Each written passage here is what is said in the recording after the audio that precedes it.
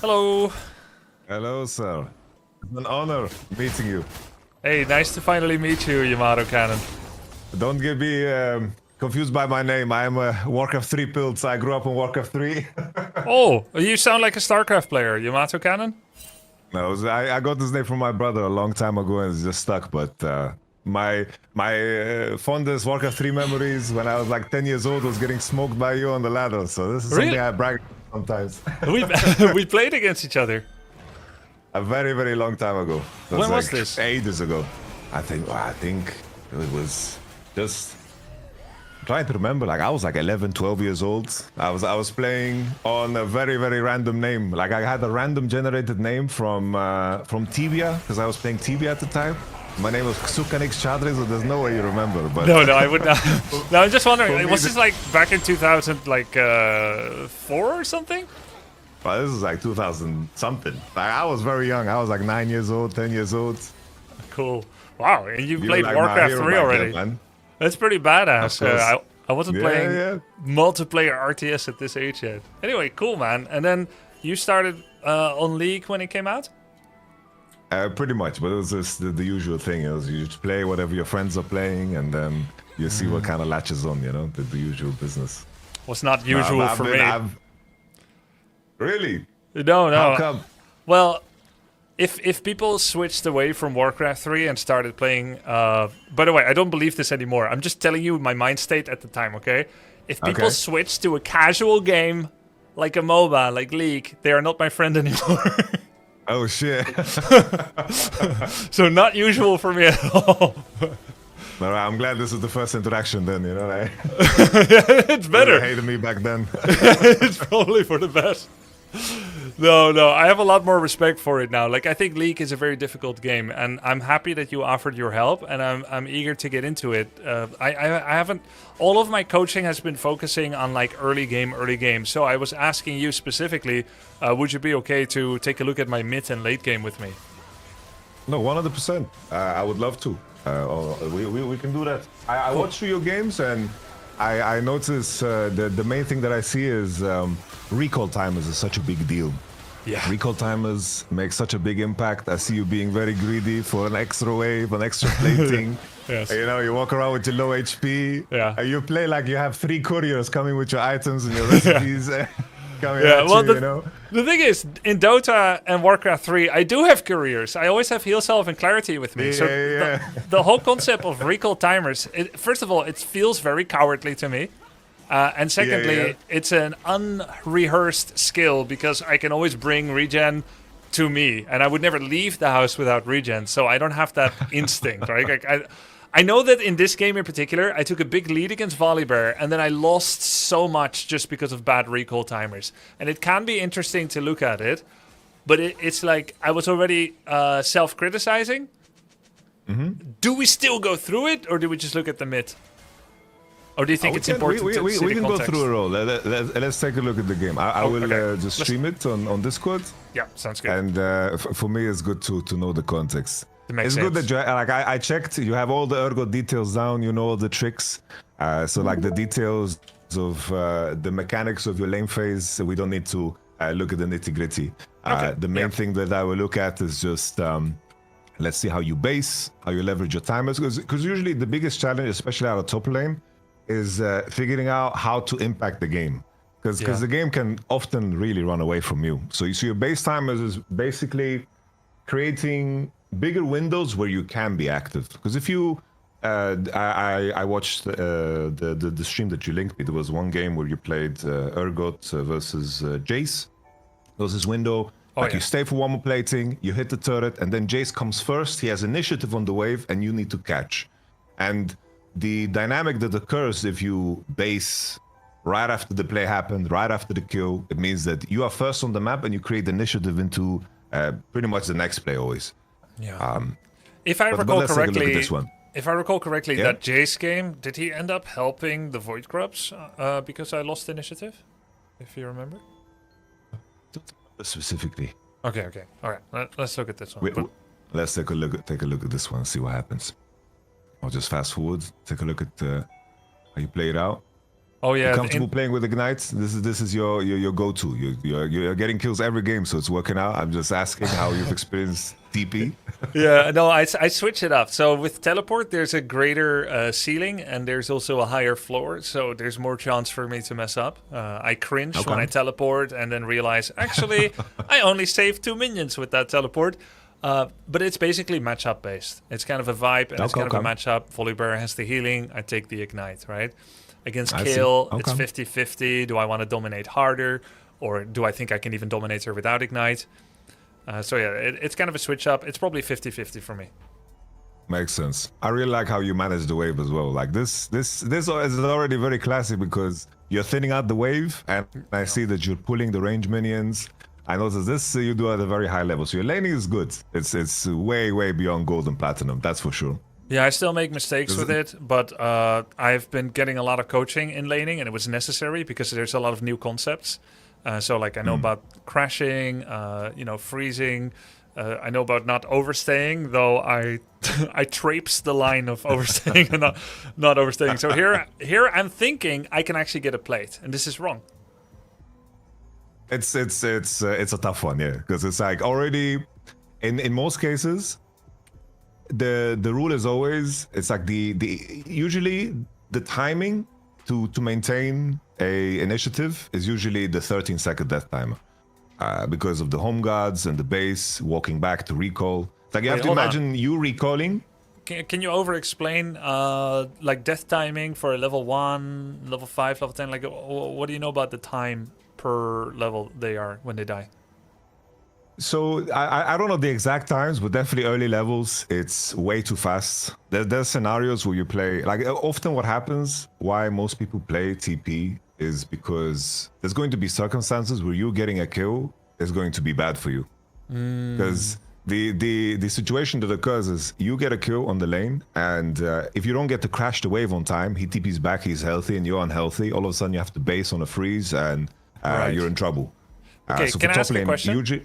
Yeah, go ahead. So, if the kill is bad for me, is it bad because in order to get the kill, I expended resources? Or is it bad, period? So, the resources I spent could be Summoner Spell 1, Summoner Spell 2, like Flash Ignite. It could be my health bar and my mana bar. And I could be sacrificing CS. So, I'm seeing 5 potential sacrifices for getting a kill. Right? And is it bad because I got the kill, but I may fall behind in those 5 regards? And then when he comes back with teleport, expending one of his summoner spells, he basically gets to kill me or freeze me out of a wave or two? It depends so largely on the situation. In this context, for example, what we have on the screen, like you have a gank in, right? And maybe here Diana should just help you push.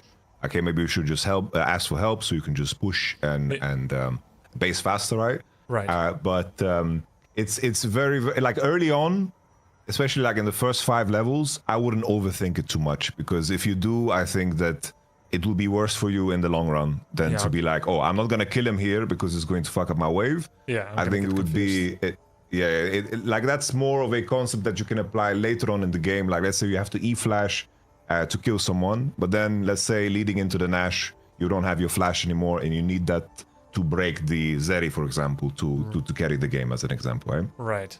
But early on, it's too difficult, I would say, to decipher that real time, because I would say any pro player, anyone at the highest level as well, is going to grab the kill if they can. It's sure. It's a little bit too convoluted at that point. But you're merely saying, even if you're not overthinking it and you're just grabbing what you can, sometimes it may end up in a way, because of a variety of different circumstances, that it ends up being a worse game state for you if you get a kill because they come back with the teleport. It can happen, yes. It definitely can happen. Yeah. So there could be situations like you kill them before. Like let's say there was the ignite commitment, and here you get the bounce off. In a different case, let's say you don't push the wave on time, and he gets the freezes, then you basing and coming back, he's going to have potentially a level advantage on you. It can get tough, right? Yes, that's correct. Basically the trade-off of ignite versus TP, because you ignite, you get to use twice within the window of his TP cooldown.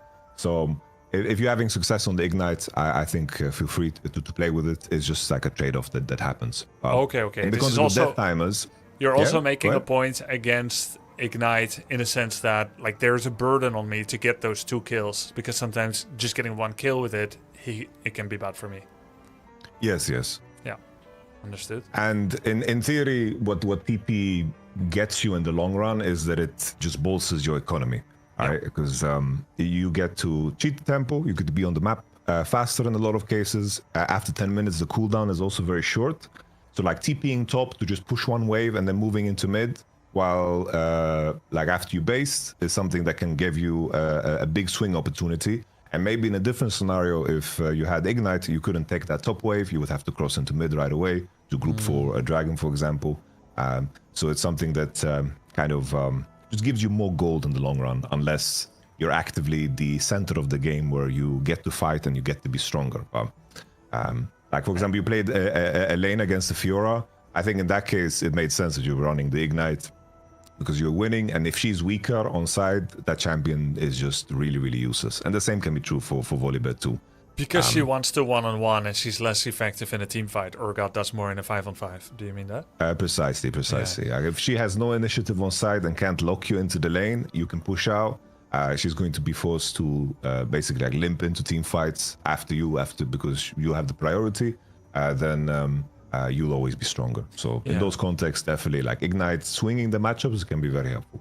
That makes sense. Fun fact: I'm like 1 win, 6 loss against Fiora. I didn't see if you won the game against Fiora in the end. I just saw certain portions of the game, and I didn't see the ending in the end. It's probably my teammate's fault. Okay. As I mentioned, this was very nice. Like the thinning out and the slow push. This was beautiful. Whoever taught you this, or if you figured out this, is very high level, very classy. Yeah, Just a as lot I of mentioned. good. I got a lot of good coaching from Pobelter, Tyler Wan, and Quante. Oh, that's a good squad. That's a good squad. Now the pressure's on me, and I need to part ways to give you something useful here. Yeah, But it's good to back see to the the issue context. point, right? The point here about the death timer, because in theory, when you recall, it takes 8 seconds to channel it. You most of the time need to walk away. So an easy rule to keep is 13 seconds on the death timer to make yourself come back. Because what happens here, usually I would ask Diana to just hard push this so it crashes so you can recall faster. Yep. What happens here when you greet with the plating? So what happened here is, number one, I didn't ask Diana to help push. And every time I've done it, like ping, ping, ping, assist, they do. And that's because they're afraid to piss me off. But when I ask, they do because they get some XP, they get some gold, they understand the concept that we're crashing the wave. I have all chat on mute, but they get it. And I forgot to do that. Then I thought maybe I'll recall. Then I thought, nope, it's going to end up in a freeze on his side. Then with delay, I started pushing it. Then I realized it's partially not crashing and hitting his wave. Felt forced to kill the wave under his tower. Did that. And then once I did, I had lost track of time because I'm enjoying myself. And I think, then again, why shouldn't I? Let's start hitting the tower. And then I see Volibear show up. I'm like, oh shit, I missed my window. Well, this is so powerful that your thought process about everything that you do is so clear. You know, this is super good.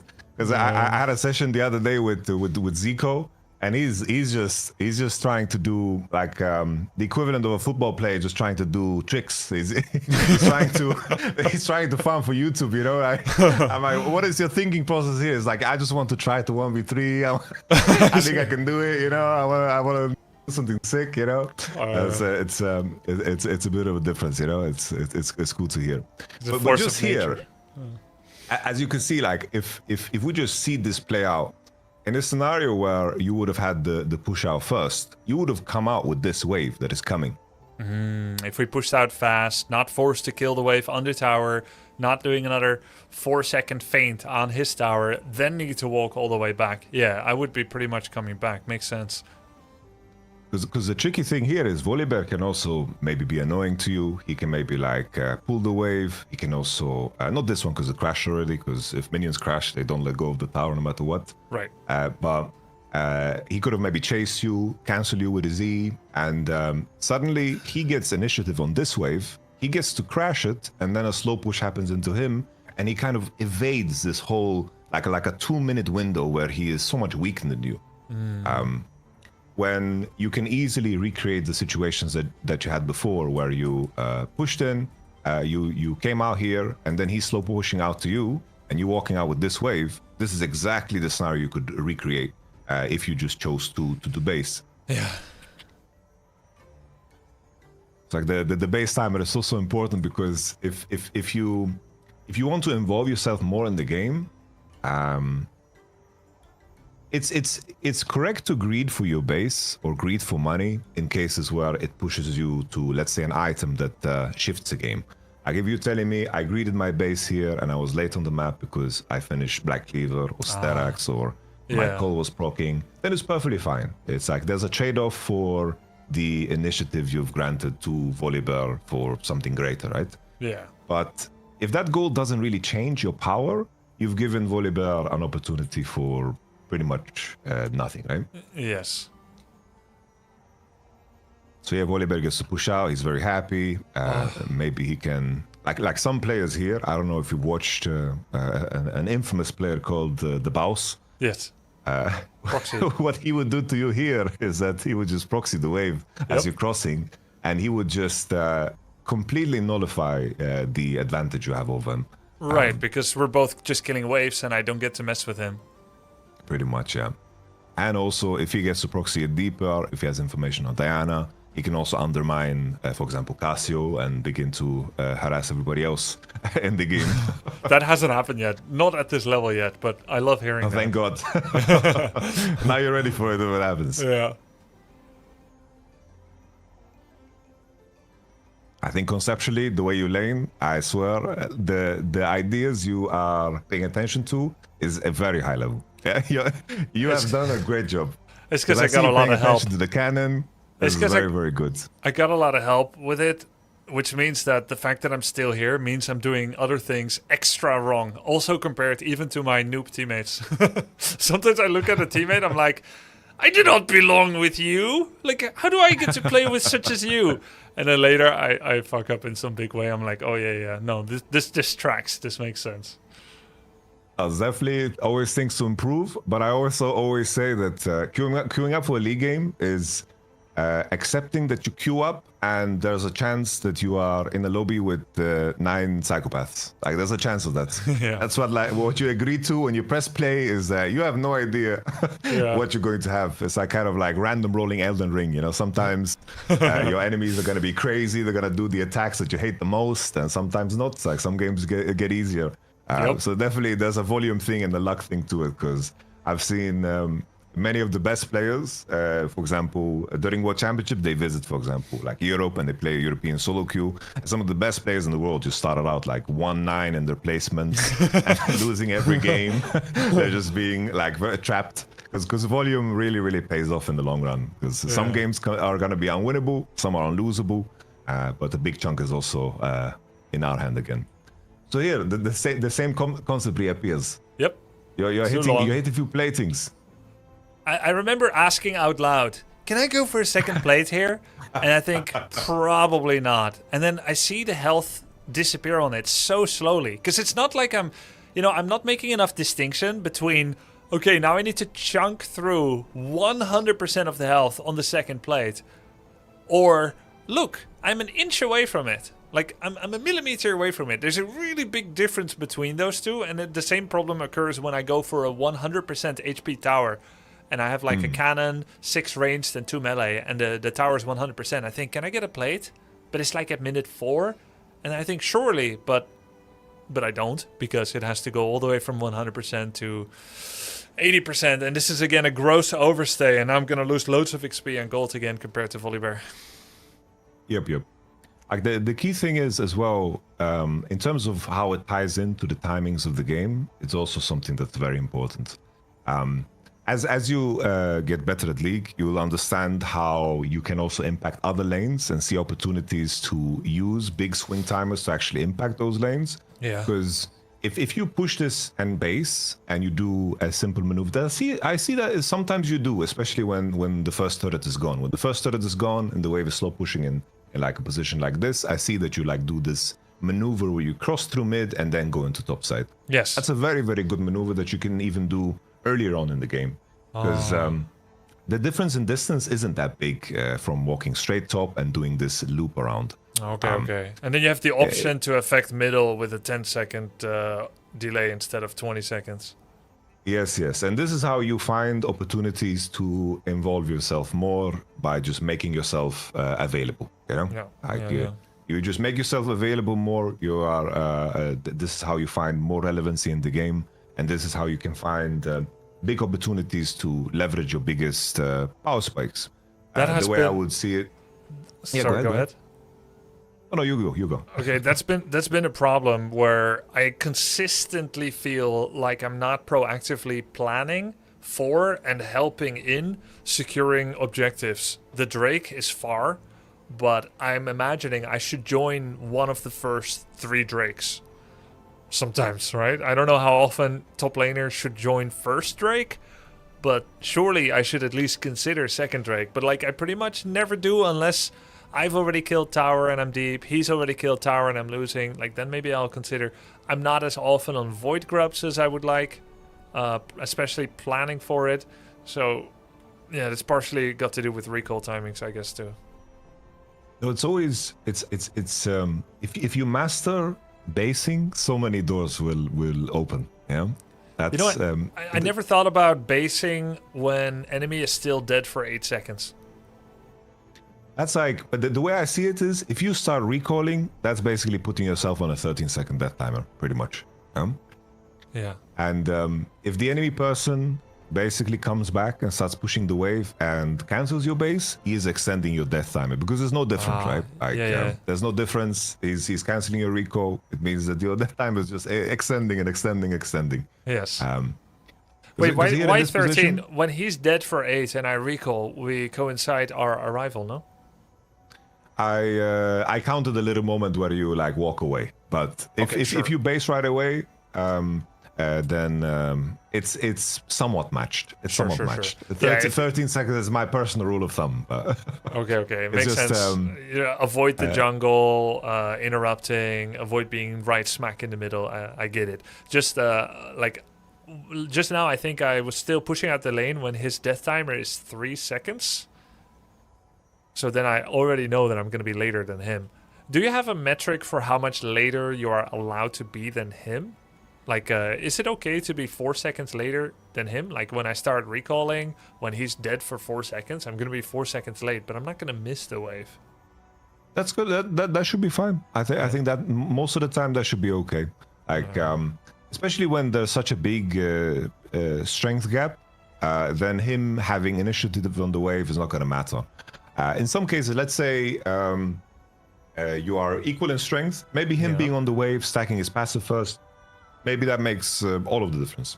Let's say you're playing against Renekton. Gwen, he's stacking his rage already. Gwen, Q. Aurelia. Most top laners really like standing on the wave. If you're stronger and his minion advantage and him being on the wave doesn't make a difference, then it's all the same. He's not going to be able to crash the wave. And most of the time, if you're there to freeze the wave or just to make sure it doesn't crash, that's like the most important point most of the time. Okay. And of course, if let's say you taking a plating or taking another wave is the difference between your strength being like overwhelming to the game, then it's okay to be greedy. Sometimes greed is good, but it needs to be very intentional.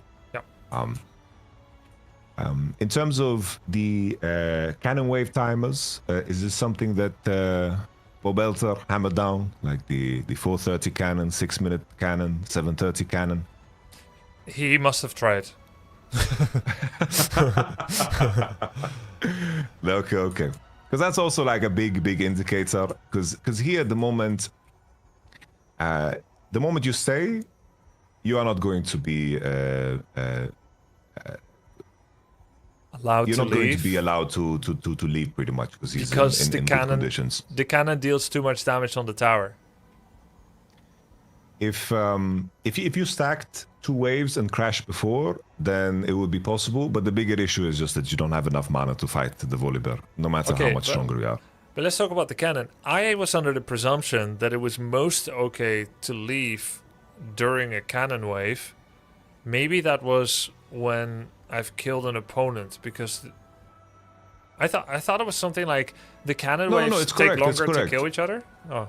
Yes. This is fully correct. It's also if he crashes the cannon minion tanks the tower for such a long time. So most of the time, if you are, like, let's say you push this and he wasn't there to harass your recall and you pushed cleanly, then this would be like a very, very good base timer, you know? Because it will take him a while to get to my tower, and even if he does, I have another 5 seconds to make it to my tower because the cannon hasn't even died yet, and then I can throw Q and then it's +1. Yeah.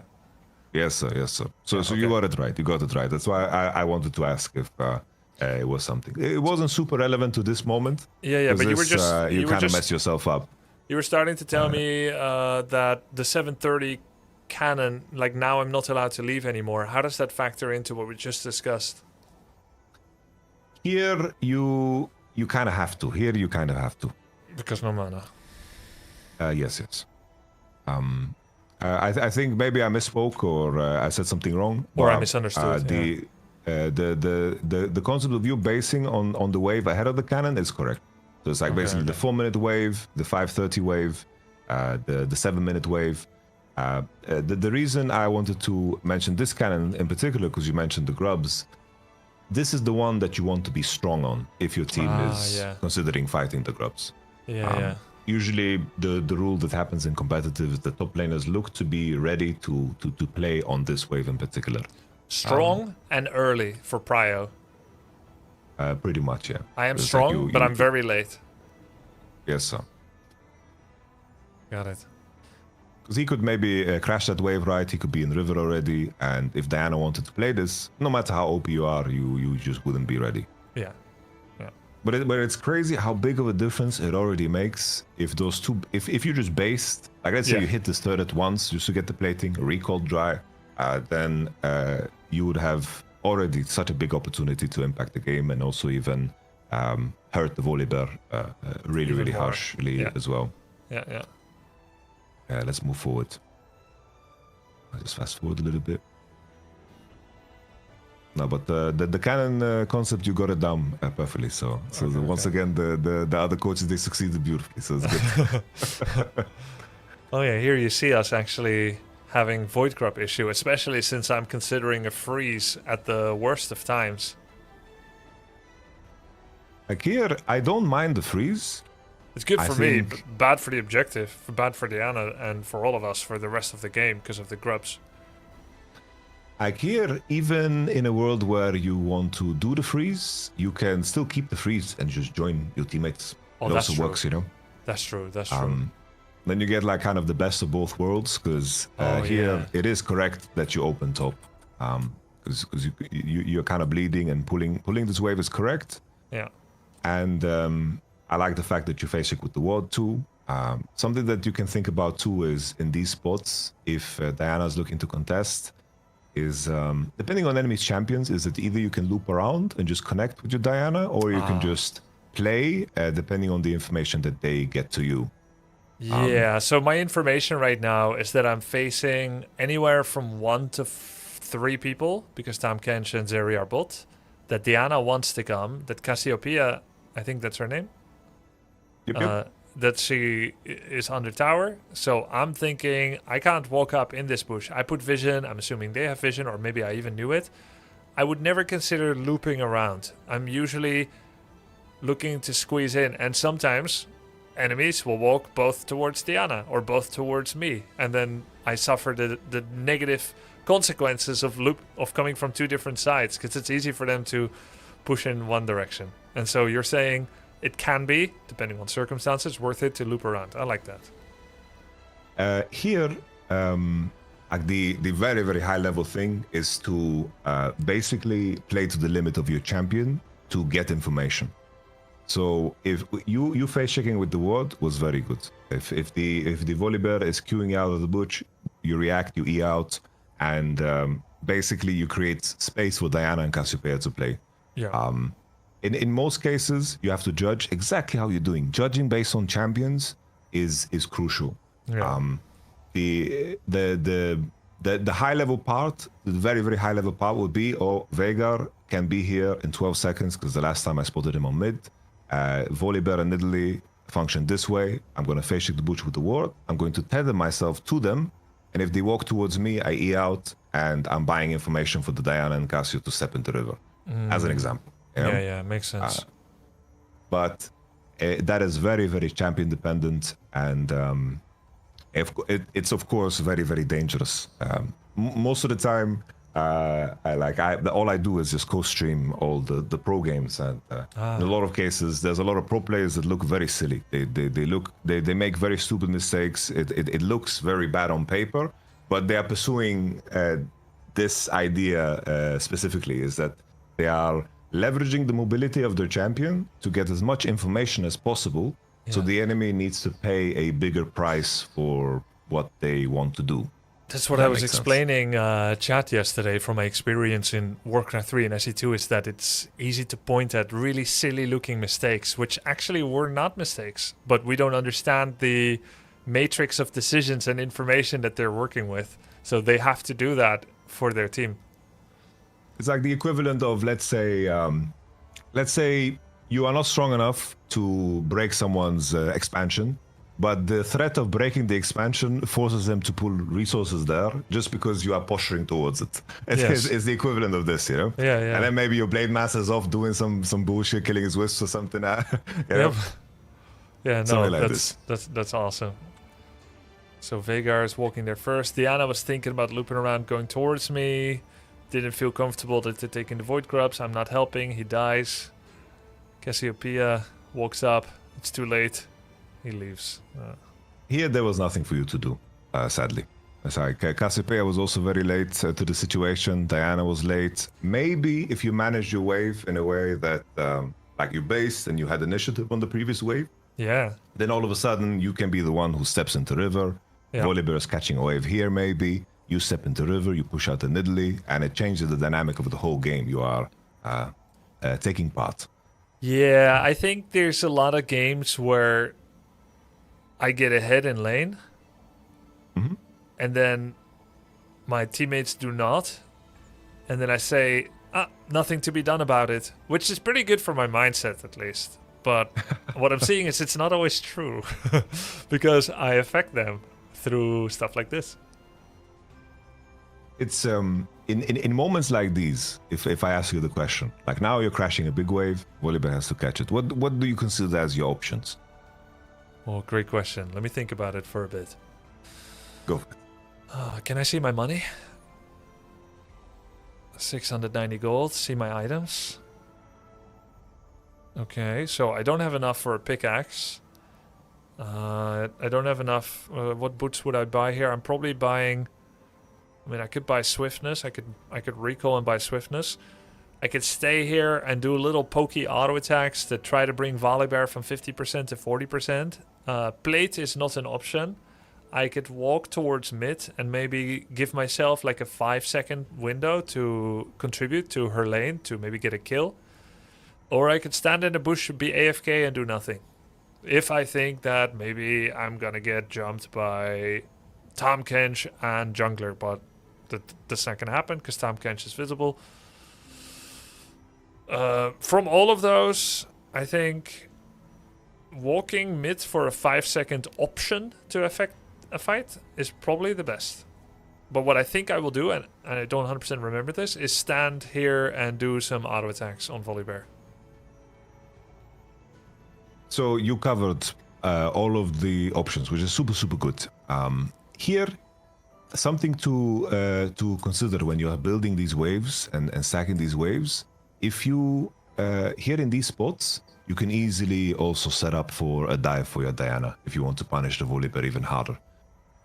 Making use of your teammates and spam pimming that you're crashing a big wave is an opportunity for you to also connect with your jungler. That's one option.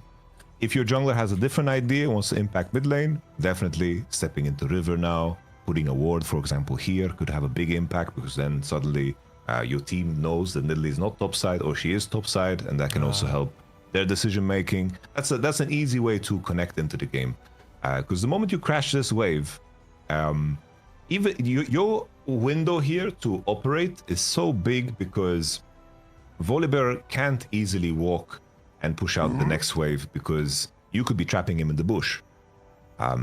So leveraging Fog of War and remembering that his decision to hard push the next wave isn't super easy is something that you can also use to your advantage. That's why like keeping the pink here is so important, because if you keep the pink here, or you don't know he has vision there because you have full control of the lane, it also goes such a long way. You think I should pink this bush more often? You can. It's not a necessity. I know that with Urgot specifically, just because color is so powerful, there's going to be a lot of moments where you just don't have space for it. So I know you're going to run into this issue. But I just want you to consider the concept of, if you walk away here and the next wave is coming, his decision to hard push the next wave isn't super easy to take. Right. Though, if he saw you walk away. Because I stream, I try not to rely as much on the element of surprise. I see.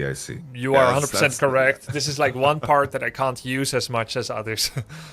No, I understand that completely. That's a tough part. It really gets into your head. Even if even if they don't listen in, you think they do. No, you can get paranoid. Like, not quite paranoid like Bobby Fischer, but like you know it's happening. You know it could happen, and you let it factor in. Because I can't tell you how many times in Heroes of the Storm I would like set a party bush. Hey, maybe my gank places are just bad, but somehow people never fall for it. So, like, you get a little sussy. And that's my cross to bear. I'm not complaining. I'm just saying I'm not going to be able to use that part as often. But I love hearing that concept, and you're completely right from what I can tell. He should be worried about that. Yes. The reason I say so is because in some cases, his decision to hard push the wave means that your window can be longer, because he inherently needs to take a risk to push. So the window of opportunity that you have can be even greater, where maybe you can stay for another wave, maybe you can push on a deep ward, maybe you can coordinate the gank together onto the Veigar, and then maybe Volibear just took the decision to base because the wave is neutral and he's too afraid of you. Like that, you find opportunities to incorporate yourself in the game. Yeah. Because there's another option here where maybe you fish for your E and your R and you look to ignite and you kill him. This is the point in time where you can begin to argue that burning all your resources to kill a 0-3 Volibear just isn't relevant to the game. Because if you're looking at the details, it's like here your bot lane is suffering, your Cassiopeia is suffering against the Veigar. Maybe things are going to run away from your hands if you want to, of course, find impact in this game. So recognizing that over time, Veigar and Zeri will be very tough for Urgot specifically to deal with.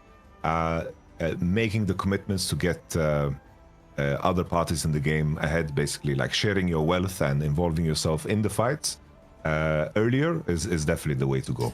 How much does it help them? Let's say I walk mid now and I use Flash Ignite ult to kill Veigar. How much does that help, Cassie? Well, it can be dependent on many topics. It's it just kind of opens up the game a little bit more for people to breathe. It's like the way the game works always is like tempo is something I'm sure the other coaches mentioned so many times. It's just about being ready for opportunities, because League of Legends inherently is just a dance of, this is what the enemy does. What are my options as a response? If they have no response to my initial tempo because I'm faster, being in that position, having options is just extremely powerful in League. Very, very powerful. Yeah. I know that it's like I played a lot of Heroes of the Storm myself, and like I played in the initial season, and I played exactly when Kel'Thas was released, and I was like 46-3 because all I did was just do Living Bomb spec, and I was just running, pushing all the waves. Like, just wait till level 16. Just wait till level 16. I have one spell, it kills all three. I just put Living Bomb on the wave, it spreads on the wave, and I just walk to the next wave. Yeah. As long as I push, my team can't lose. Yeah. As long as I push, we get all the XP necessary. We can't lose. So my idea was just plain and simple. I need to like my identity in Heroes of Storm was plain and simple. I'm pushing and involving myself in whatever is happening, and it always gave me option to choose to be a part in a fight or choose to not be a part in a fight. And I'm sitting too much in my lane, yeah? Pretty much, yeah. It's like like here in this moment, let's say you hover into here, you drop a ward here, maybe you're a part of display here. Because all of a sudden, if you're here, they don't need to be afraid of Nidalee. Because maybe a 2v2 situation, they lose. Yeah. In some cases, you being here does nothing.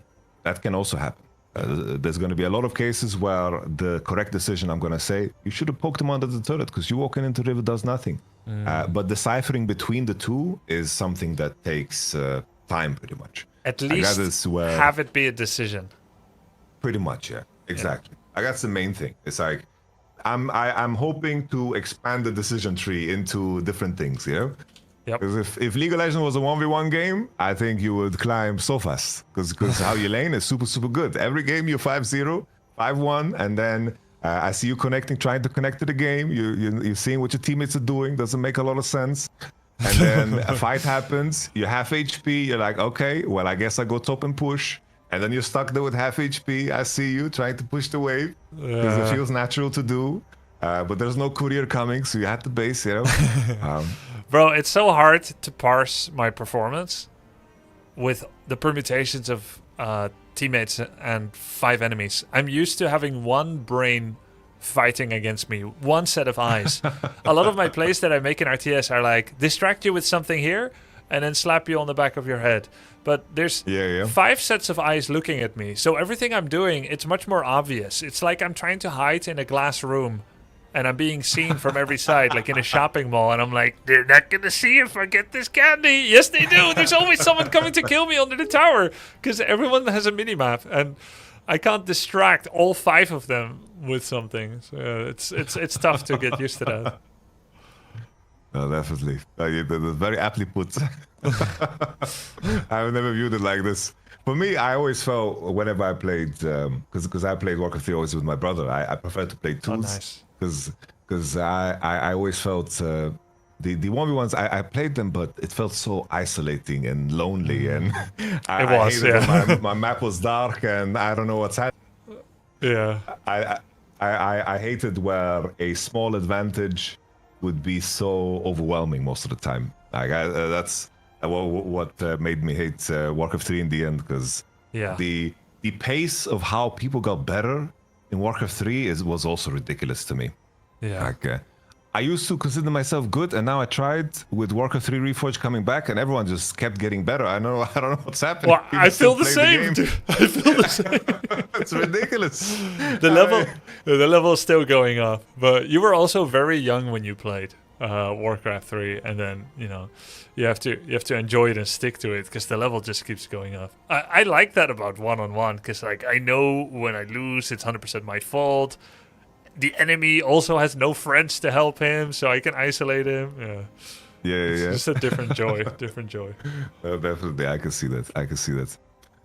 Because this is an overstay again. 100%.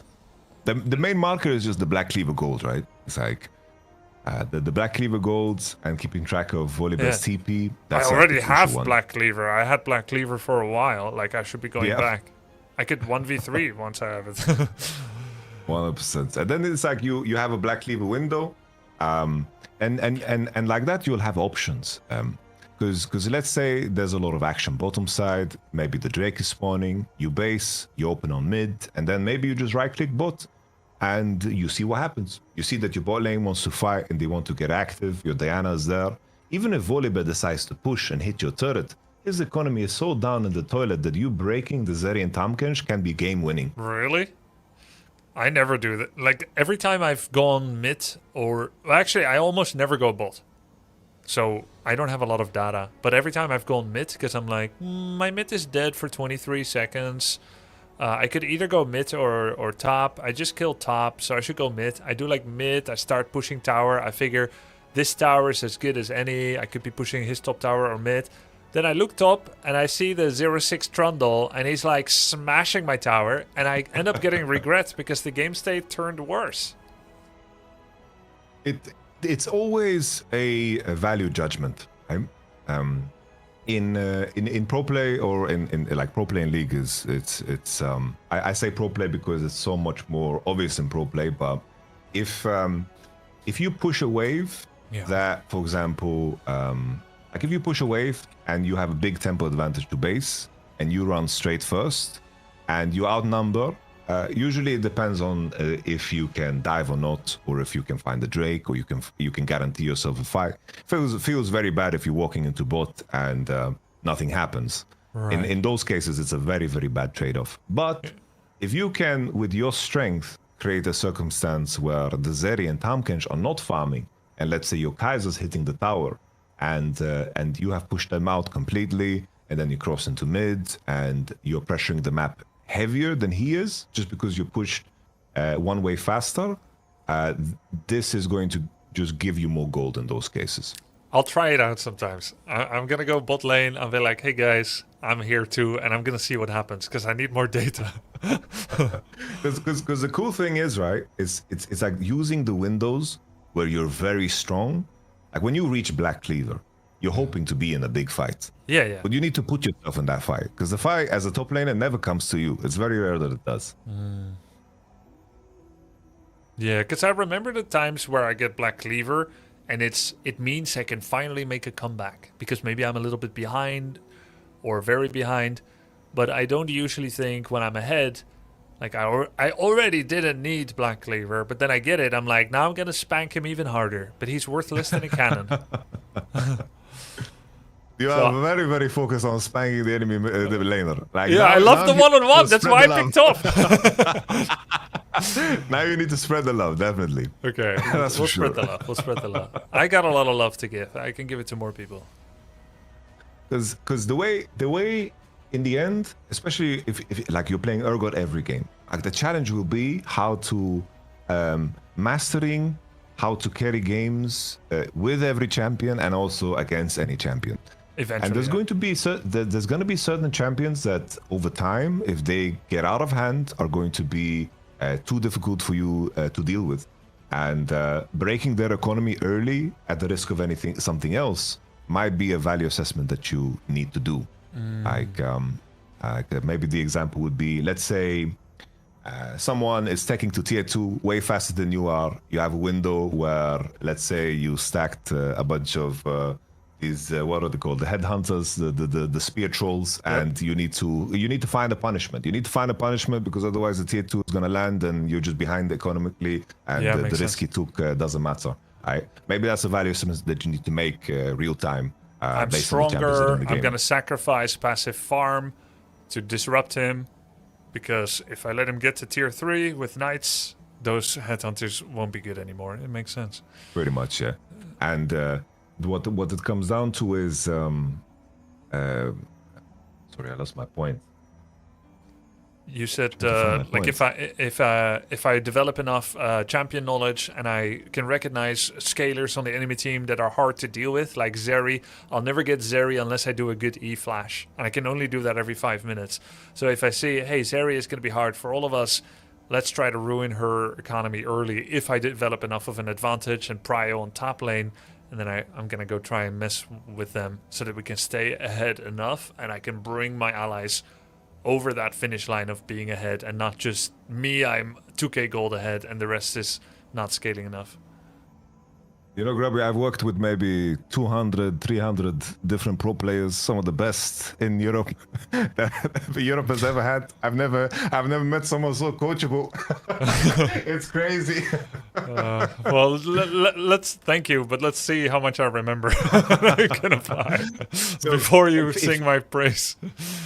If there's two things, you know, that what we've gone through so far, the way I would summarize it, first is like the base timer. Keep track of that timer about the enemy recall. If you're going to be greedy, do it with an intention. It's like, oh, I need Black Cleaver money.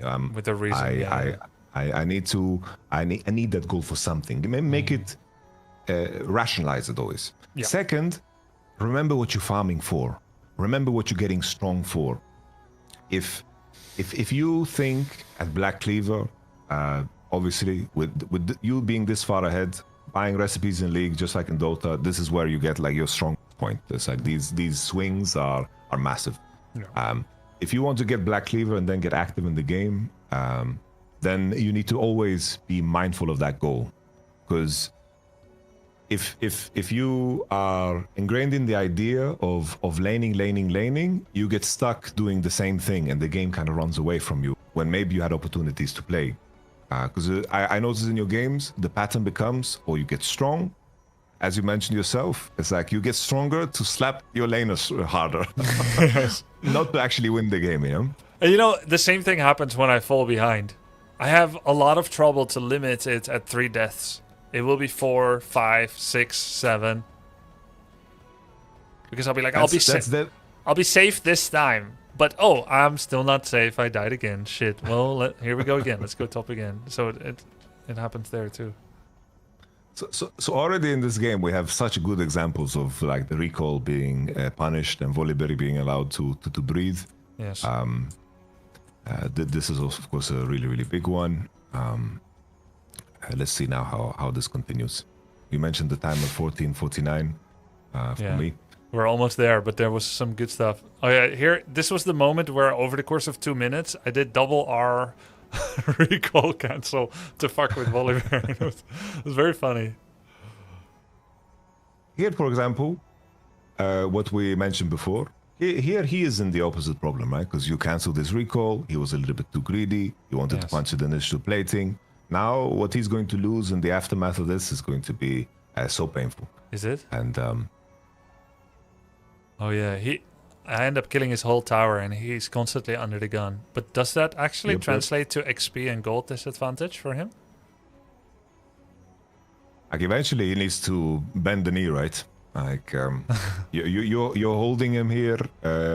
This is very good because he's in that situation you were before when you were 7 against 5. Yes. But also at the same time, he's way weaker. So eventually, you're gonna dive him here, and you are slowly chipping away. Like this is correct because there's nothing else to be done here, right? If there's a situation where there was something to do, other side of the map, you can also do the thing where you proxy one time, and then he needs to recall after catching the wave, and it means that and that gives me a minute. Solid 1 minute window, pretty much, to punish. But this sequence is very good. Yeah? But just being aware of that option, it's like, oh, I have this big tempo advantage. Volibear needs to recall, and I am this powerful. You have the option to keep messing with him, or you have the option to, progress into the game. Yeah, I think I only consider one option. I only consider. So this is the main thing we're gonna add. We're gonna add that into the decision trees. Like, can I do something here to impact it? Yeah. Because maybe you get creative, you see that your jungler is around, maybe you can vayne the blue, maybe you can look to dive mid because the situation is good. Maybe you can find like a very nice quick recall and just sprint straight into bot and find the play into bottom side. Yeah. These are very good ways to incorporate yourself into the game. All right, let's see. Now for this recall. Moment of truth. Yeah, this is the moment I asked for. What am I buying? So why did you ask specifically? Why did you ask? Why did you ask this moment specifically? For me, this is the first moment I'm allowed to do anything else than grabbing Volibear by the shoulders and then slapping him across the left cheek and then the right cheek of his face, right? Yes. Over and over. Now the world has opened up to me. Now it's an MMORPG. Until now it was a one-on-one. Okay. So where am I gonna go? Top is too far pushed in, so I can either go top, mid, jungle, bottom, mid, jungle, mid or bot. So I see it as 4 options. I think going top now is excessive. Drake just got taken. We lost it. And then there's been a lane swap where my ADC or APC is mid with the support. Cassiopeia is bot. So I can't take anyone's farm because they're farming there. I feel like I should go into a place where I don't show where I am so I can support a counter gank or perform a dive. So that's like kind of the concept that I have, but I don't know actually what would be the best on when looking at the game state. Here you got it 100% right. It's like here the Rift Herald is spawning. You want to cross like this and be around in this area. You got that down right 100%. In these situations, sometimes leaning into your teammates' decisions can be good. Like collectively, they are showing that they want to do Herald in this moment in time. You should just get yourself involved here. In different cases, like let's say for some reason they're here into bottom side, you can also step into bottom side. And if they try to match the play, like let's say Volibear starts pushing here and your team are 5-man into bottom side, then your play bottom is so much faster if Volibear tries to push this. Right? How do you mean? Because you your mean window we're is more so large. Do you mean we're... Like if Volibear shows up top, how do you mean our play bottom is faster? So he is currently dealing. His wave position is here, and this wave is here. Oh, you mean and you're going to have he's only allowed to join bot like in a minute from now? Precisely, yeah. Yeah, okay, sure. Makes But sense. I'm just saying and offering this as an option. But in this particular scenario, you nailed it. You want to be into top side. You want to see what happens. Your team is looking at Herald. They are recalling. That's their issue. Here, if they, it's impossible to know that they want to recall or no. But in some cases, you can also catch that wave. But I think this decision is perfectly fine too. To attack the Volibear when Zeri is sitting mid. This is perfectly fine. Yeah, I wanted the Rift Herald, but then we couldn't anymore, so I went to the next best thing. This was very good, very good. Okay, now. Pause. So, I'm seeing Nidalee here, but she's probably hard to get. And then I see Tahm Kench and Zeri pushing into tower, with 2 people being ready to defense and bounce. And we are strong, we have a cut-off route, but because the tier 1 tower is still alive, it can't be through that path, so it has to be through the river bush. But maybe we get a chance to fight them. So to me, that was the only route available now. This is 100% correct. This is still right. You can step into mid wave more because the being on the wave is what matters. But the idea is 100% correct. Why being on the wave matters? Because the main thing is if for example Zeri is hitting the wave and she has no reason to be afraid of you, your presence doesn't really matter. I'm protecting my minions from dying to their farmers. Pretty much, yeah. So if Zeri can step up here and harass the Kaiser and the Thresh for some reason, then your presence doesn't really make a difference. I didn't walk into the bush fast enough. I had like faint back, because I saw Sydney Sweeney. Look at me. You see that? yeah. Like I keep going back, and now I'm not in a threatening position. I'm too late.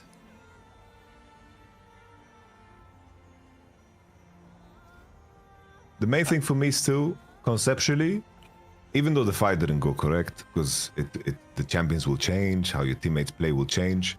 Conceptually here, after doing the play on top, moving into mid, and making your presence known on mid, is 100% correct. Okay, maybe this could be played different, we can nitpick, but I don't think in the grand scheme of things that this is what actually matters, you know? Yeah, because this I just will want to not reaffirm that your idea was correct, you know? This will not identically repeat itself, right? Like these Yeah, exact. yeah. This will never happen again. Exactly. That's the beauty of team games, is that you can accept sometimes that your teammates misplay mechanically. Because if you played solo here, then maybe you would look at micro Thresh here and how you move with the Kaiser. But when it comes to, let's say, my movement, like I still end up killing 2. But like, should I just have kept walking? Because Sydney Sweeney was like looking to throw spears, and I do like left step. Do you think I should just keep running towards the wave? Pretty much, right? It's like you dodge, like if you want to nitpick, you dodge a bit too harsh to the left, right? And you could be here maybe like a second earlier. And I then think in the grand scheme of things, it doesn't matter too much, you know? Because I think I mean, maybe it matters more because I have not been nitpicked on this yet.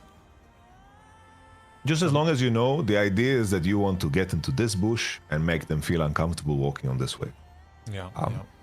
As long as you know this, then the dangers you meet along the way, you will have to react accordingly. Because maybe there's a different jungler, maybe they trap you, maybe they try to do something to you. Yeah, I see what you're saying. You're not over focusing on one specific situation and replay, and you're asking me to think per situation and judge it for itself. That actually makes sense. Instead of just saying, this is how you can change the past. Pretty much. It's like I want to make sure, like for the main thing that I always run into with anyone that plays top lane is opening, like making the decision tree wider. Because top lane is isolated because you choose to make it isolated. No one's stopping you, like no one's forcing you to go top always, yeah? That's just what gets ingrained into us because of the role, and it feels very isolated. But I just want to, as long as you, as you mentioned, you're very aware that you want to walk into mid, that's like the most important thing for me. But okay. Here. I just watched my whole team just evaporate. Is it the recall at some point? You need to recall and spend your money. Yeah, but you don't think this was good to like kill 3 more and walk away? You think I should have just left after mid? Because I went for fruits. I just want you to recall faster. Because keep in mind how much time you spend to push here. Because what will happen just because you don't base, right? You don't base as soon as possible. This is not in your mind, right? Sure, the TP might cancel you, might happen. People always tell me to recall here, but I'm always like, but can I just like one more wave? I think the easiest way to learn is the price that you pay for doing this. Okay, tell me the price. Because what happens is you walk on this wave, and then Volibear sees you, says, "Oh, Urgot needs to base. I'm gonna push this, and I'm gonna walk with the next wave." And Urgot is here in a weaker state than he needed to be in. And here, maybe if he plays around E and looks to cancel you, like there's gonna be scenarios where even with 2,000 gold in your pocket, you're gonna be stronger. That's a very privileged position to be in, right? Very, very privileged position to be in. Like if you are running around with 2,000 gold, you know, it's like if you bought rent, you have groceries, you know, you have everything, and you have still money to spend. You know, that's a good position to be in. Yeah, I like to be there. So here, maybe in a circumstance like this, you can still win, but like the only reason this is close is because you didn't spend your money. And in a different world, he just cancels your recall, he keeps you, and in the back of your mind, you still need the base. And he knows this. So he knows you're going to put yourself on a death timer, which means he can get initiative over you, when in reality you can base and be fresh, and then take initiative and connect with your team again. Yeah? Yeah. Because with these decisions, you lock yourself in the position where you play in isolation. That's true. I said that was okay because I traded 1 for 1 and they brought 4 people top. It was not okay because if we go back 1 minute, you wanted me to recall. Let's go back.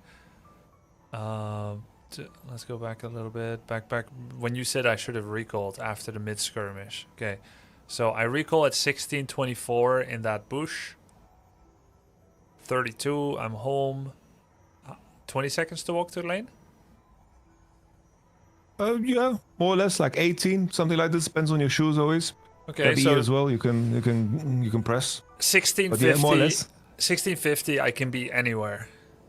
So now let's roll it forward.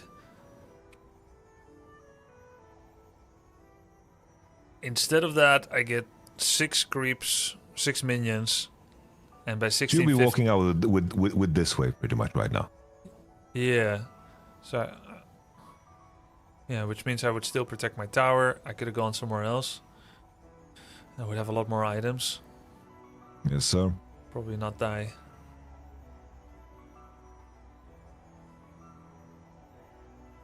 I find it hard sometimes to predict the cost of staying. Like, I think yesterday I talked with chat about this one. I said, how much will this attempt to go for the plate cost me, and chat was like 3 melee creeps. And it was exactly that. And I could have just had them, and instead I lost them because I tried and failed to go for the plate.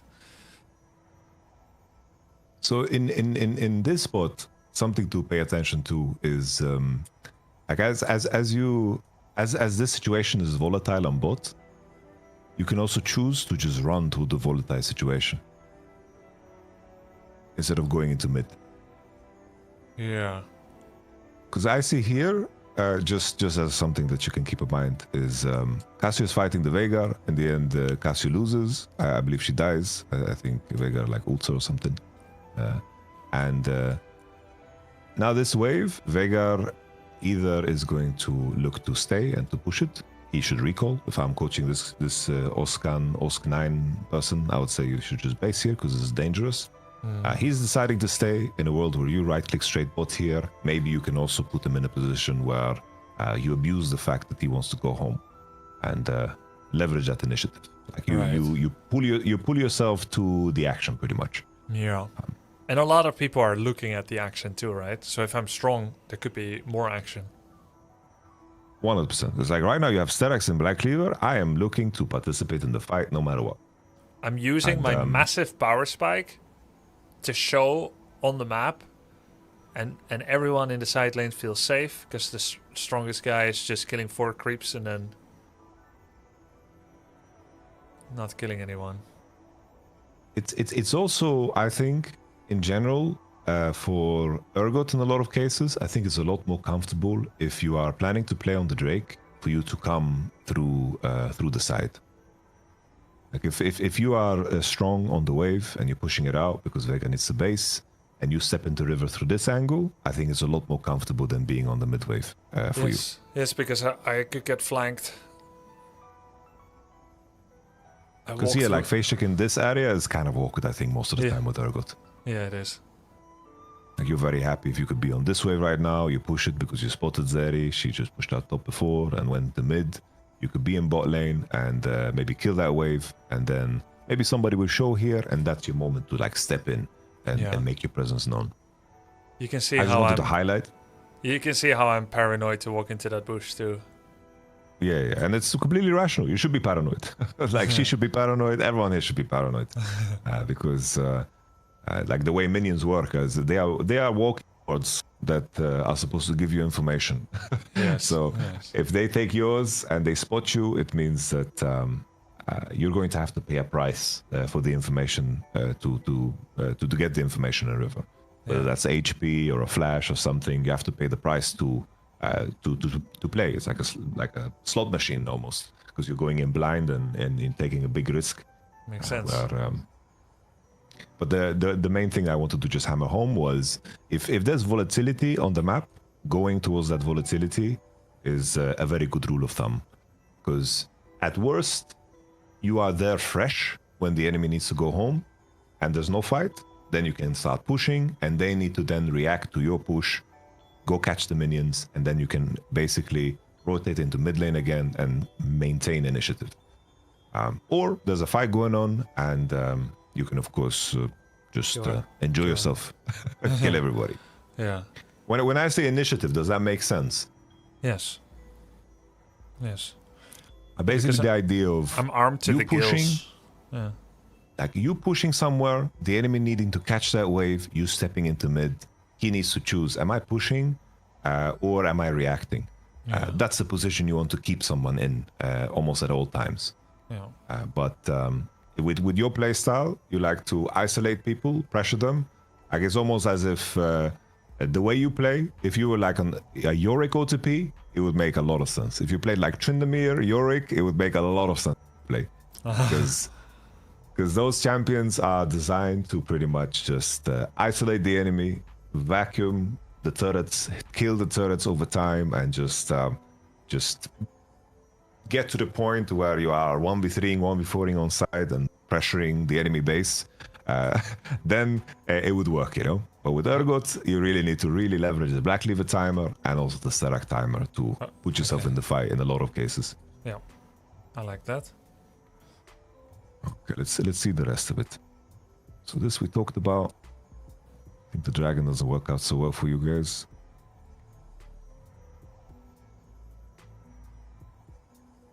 You push mid, which makes sense here. You have no business here, you have full info. Very good.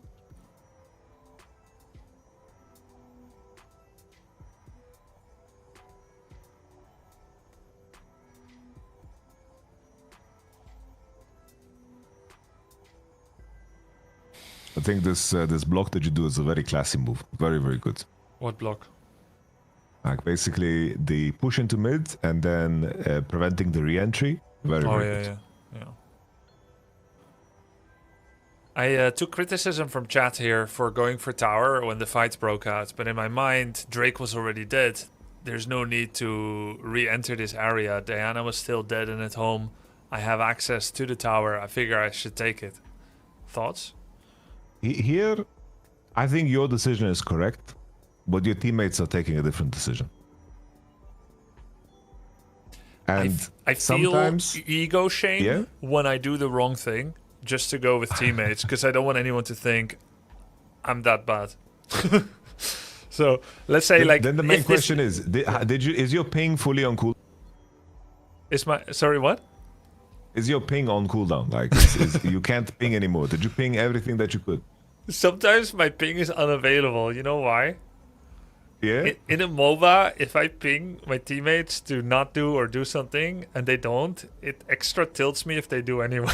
So it's unavailable because of the emotional price I pay for it being ignored. It's this is the only way of communication that you have. No, that's true. Because here you're right. There's no reason to face check into them. They should have a better condition. Here, right now, their tempo is very bad. They are the ones that need to recall. They're chasing the trash. If you take this mid turret, push this wave, they need to respond, and you can probably take tier 1 and also tier 1 both of this. Yes, I like that. And Kaisa could be pushing with me. Whoever's with her, Cassiopeia, could be pushing with me. They could set a trap for opponent, but by running into them, into the dark jungle, just out of what? Vengeance that we lost Drake and Diana? It didn't feel that good to me, so I go for the tower. I'm quick to cut off the losses and be like, I want to get something in return for this, so I went for the tower. I am aware that I'm potentially thinking egocentrically here, where I think, like, I can get this thing now, which is also for us, to be fair. I don't want to be involved in this fight anymore, because it doesn't seem like there's any reason to do it. This is also like one of those things that comes with time. It's like the value assessment of just going with your teammate's decision or doing your own thing, where you cut your losses and you see that your teammates are taking a losing fight, and you just peace out and go push and get yourself some resources. It always like depends on the circumstance. Because here you are objectively correct that you should just be pushing this wave, hitting this turret. The enemy needs to recall because they're completely out of position. Yes. And your idea makes a lot of sense. However, but also I can see why your teammates, I can see why your homies told you. It's like, oh, why you should be here participating with your teammates. You know, I can see that angle too. Yeah. But I have no ult. I think I had no flash. No flash, no ult. It's like you are not offering much. Yeah. That's why I'm with you. Like I would do the same. I would do the same, and I would ping my teammates back 1 million times. I would ping them as much as I could, and if they want to die, then they make that choice. You know, sadly we don't play for them. You can't. There's no shared control here. Yeah. So now, should I just have gone top?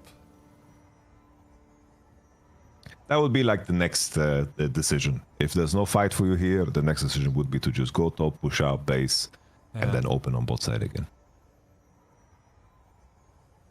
Instead, I joined late, killed only one, and died.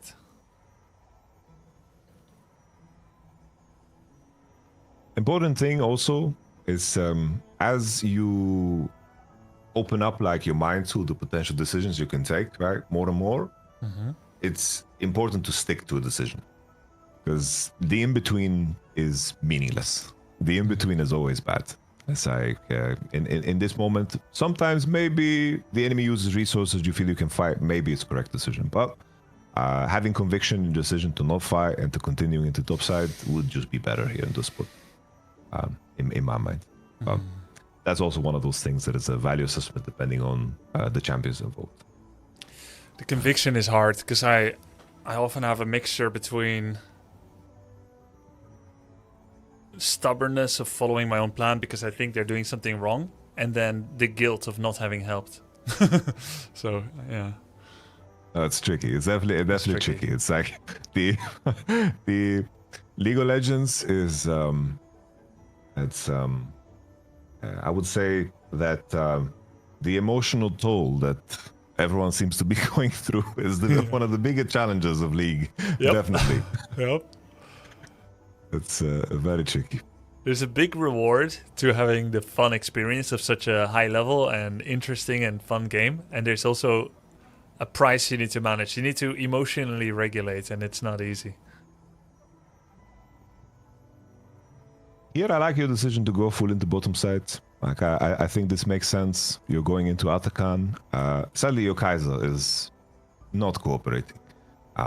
That's jungling. Sometimes you're gonna have games like this. She's doing golems at 21 minutes. This is very upsetting. Midwave. He's letting midwave crash on tower, and he's taking loads of jungle camps. Yep. But then, of he course, doesn't want to participate. I made judgment and mechanical error big time here. Placing myself bot was fine, but then committing and missing my E, doing E forward, that was foolish.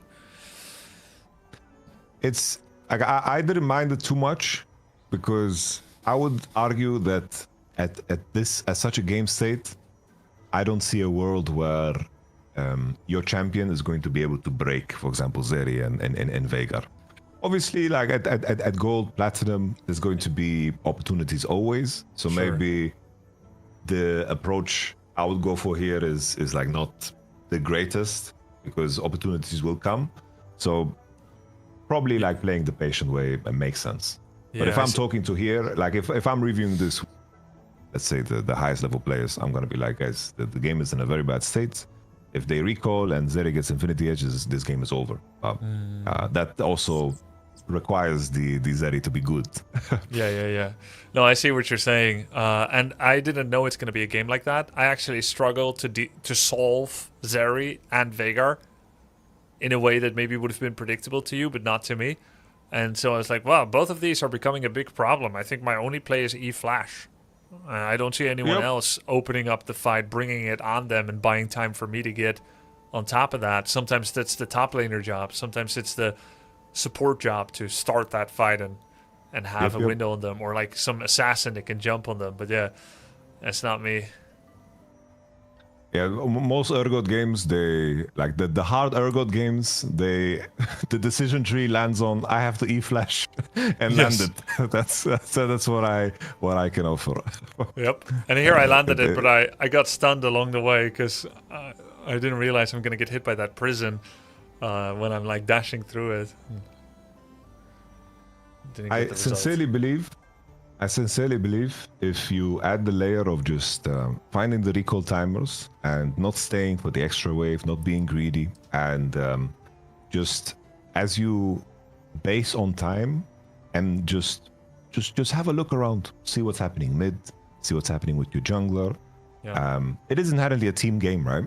It's like there is an essence of cooperation that is necessary to win some games, and the best way to be a very, very powerful teammate and powerful top laner is to give chances for your teammates to play with you. Yes. And sometimes they're not going to execute on that or not, but giving them as many chances as possible can be very helpful. There was the scenario where I pointed to, you could ping and stack the wave and dive together with Diana. You could find recall timers. Basing on that 7-minute wave, being ready on 7:30 for the grubs would have made a big difference. Maybe your Diana Cassio don't die river and you're ready to go. Yes. At some point, Volibear's cheeks are so red. There's no. So you need to move on, pretty much. Move on. Yeah. No, makes sense. It makes sense. And what do I do when I'm like 0-6? Do you have a game? Do you have a game where you win 0-6? It's gonna be hard to find if you know what I mean, but like. Oh yeah. Yeah, I let's have see. the match history up. Which shit. one stood out? Okay, wait. Maybe it's. Wait, let me check this one. It might be this one. The 382.